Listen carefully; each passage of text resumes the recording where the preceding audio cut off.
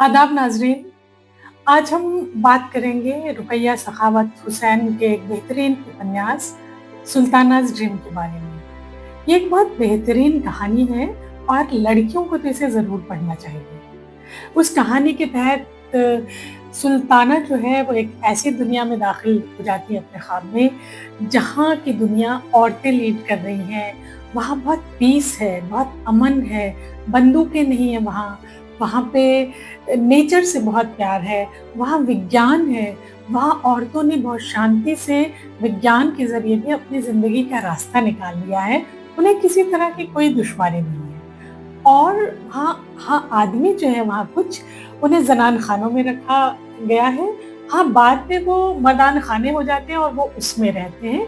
एक ऐसी दुनिया की कल्पना उस उपन्यास में की गई है। अब ये 1905 में आता है उपन्यास और उसके बाद समाज में हलचल होना तो लाज़मी है और 1927 में तमिल में एक आर्टिकल लॉन्ग आर्टिकल पब्लिश होता है और उस आर्टिकल में गर्ल्स को एड्रेस किया गया कि प्यारी बच्चियों, तुम्हें उपन्यासों को नहीं पढ़ना है, उसे छूना भी नहीं है, उसे देखना भी नहीं है, ये कहा गया। और इतना ही नहीं, इसके आगे कहा जाता है कि उपन्यासों को पढ़ के तुम बीमार हो जाओगे, तुम्हें कई बीमारियां लग जाएंगी और छोटी उम्र में तुम इधर-उधर भटक जाओगे। क्या तुम्हें अपनी ज़िंदगी को ठीक से नहीं रखना है? अगर तुम्हारे भाई, परिवार और रिश्तेदार तुमसे नाराज़ हो जाएँगे, नफ़रत की निगाह से देखेंगे, ऐसा क्या तुम्हें पसंद है? नहीं, नहीं, तुम एक अच्छी लड़की हो। तुम्हें तो खुदाई मकसद जो है उसके लिए पैदा किया है। तुम्हें माँ बनना है।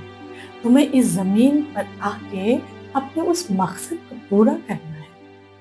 और अगर तुम इन उपन्यासों के पीछे भागोगी तो तुम्हारी ज़िंदगी बर्बाद हो जाएगी। ये एक डर था। ये डर सुल्ताना का ख्वाब जो है उस उपन्यास की तरफ इशारा करते हुए आर्टिकल के ज़रिए सामने आता है। उस दौर में इस तरह के आर्टिकल्स आना कोई बहुत ताज्जुब की बात नहीं हो सकती, क्योंकि पितृशाही समाज जो था वो उसको तो दहशत हो गई ना कि औरत सोचने लगी है। तो वो दहशत उस दौर में कही जा सकती है, दर्ज की जा सकती है।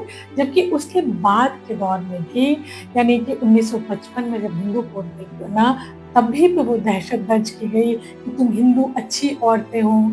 फिर जब 3 तलाक कानून आया और इसमें भी औरतें सामने आई, तो भी मुस्लिम समाज डरा कि अरे तुम अच्छी औरतें हो, तुम्हें बर्बाद किया जा रहा है, तुम्हें समाज ऐसा बना देगा, वैसा बना देगा।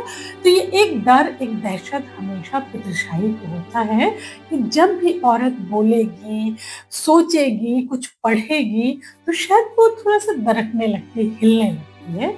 तो ये डर सुल्ताना के ख्वाब के बाद भी समाज में फैला और आज भी अगर आप देखें तो ये कहानी कितनी मानी ख़ेज़ है। आज भी ऐसे परिवार हैं जो अपने घर की औरतों को उपन्यास पढ़ने की इजाज़त नहीं देते। उन्हें पढ़ते-लिखते रहने देना उन्हें अच्छा नहीं लगता। वो उन्हें फ़ॉलोअर बनाए रखना चाहते हैं। तो ऐसे मौके पे भी ये कहानी कितनी मानी ख़ेज़ है। मुझे तो लगता है कि बच्चियों को इसे ज़रूर पढ़ना चाहिए।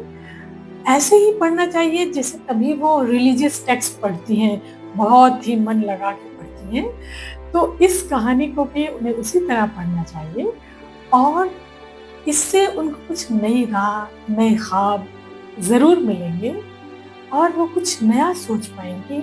उस जो बना-बनाया ढका है, जो बनी-बनाई एक सोच है औरत के बारे में, उससे हटकर वो कुछ नया सोच पाएँगी। इसलिए सभी लड़कियों को ये पढ़ना बहुत ज़रूरी है। ऐसा मेरा रिकमेंडेशन है।